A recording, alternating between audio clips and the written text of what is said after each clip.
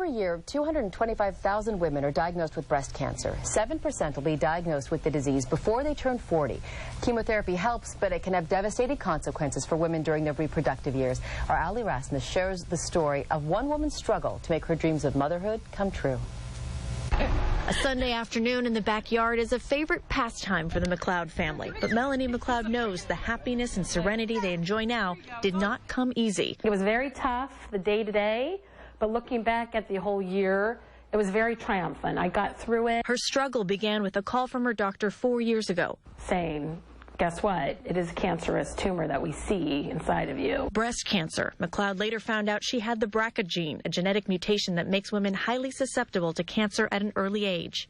But at the same time, you still don't think this is possible. I'm just 36. How can this be? There was no time for questions. Very fast growing, so that's why we needed it out. She had a double mastectomy and needed chemotherapy. And that chemotherapy, while it would help to kill her cancer cells, it also would affect her egg quality and egg reserve. Many women will even enter menopause early after chemotherapy. Macleod was terrified that chemo would mean the end to a lifelong dream, adding another child to her family. Macleod had a 12-week window to preserve her fertility. We were hopeful because Melanie's a fighter, and Melanie was hopeful. She reached out to Dr. Mary Hinckley at the Reproductive Science Center in San Ramon. What was involved was a very rapid IVF cycle to get those eggs out of her body before she began chemotherapy. We actually only ended up with 3 embryos, which is not a lot. The embryos went into storage. Doctors told Macleod she had to be cancer-free for 2 years before trying to get pregnant. Yeah, precious jewels going into the freezer.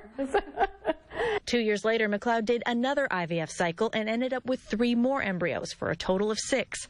But when the time came to get the embryos ready for pregnancy, she got heartbreaking news. 5 out of the 6 failed. 5 out of the 6 embryos that we collected in all, in 2 years, of those 2 separate years, all failed. They just could not continue to grow properly. There was only 1 healthy embryo left. One shot, and that was it. And we knew if it didn't work, there was no way we were coming back for more IVF treatments and retrieval. My body was done. Oh yay!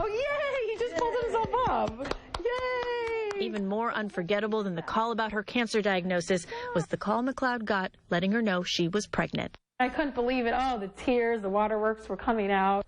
It was amazing. And I had a baby boy born on September 9th. He was meant to be. He was a fighter. It was that one egg, an embryo that just was meant to be the strong one and the survivor. Happy, smiley, and completely healthy, 1-year-old Ryan is the family's joy and his mother's miracle. Yeah. One of the things about this field of fertility is that we see miracles every day. And Melanie's case is truly a miracle, but it's also a miracle that she worked hard for and fought hard for. A fight Macleod says she would tackle all over again. He honestly would not have happened if it wasn't for everything I went through. I wouldn't have had that exact baby in my arms on that day if it wasn't for going through cancer, chemo. I would do it all over again, a million times, to end up with Ryan in my lap. Filled with gratitude for her baby and even the cancer that brought him to her. What is that, Ryan?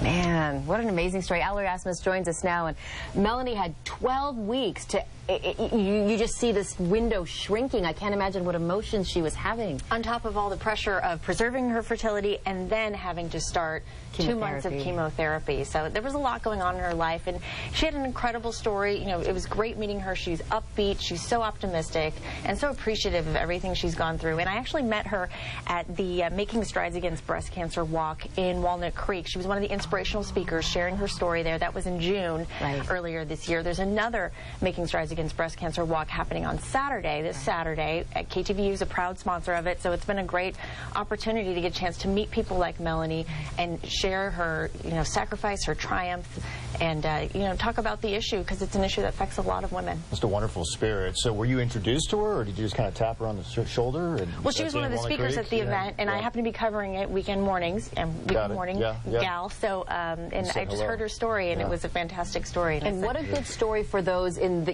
who are 1 year before where she is now, wondering, will I make it? Can I have that baby? Will the baby be okay? Will I be okay? And then they see Melanie as a story. And that's one of the things that Dr. Hinckley, the doctor, the fertility doctor in the story, mentioned. She said it's great to showcase Melanie's story because she's an example of someone who worked for what she wanted, and she's an example of hope, giving hope to other women too. Allie, that's a nice story. Thanks for bringing it to us.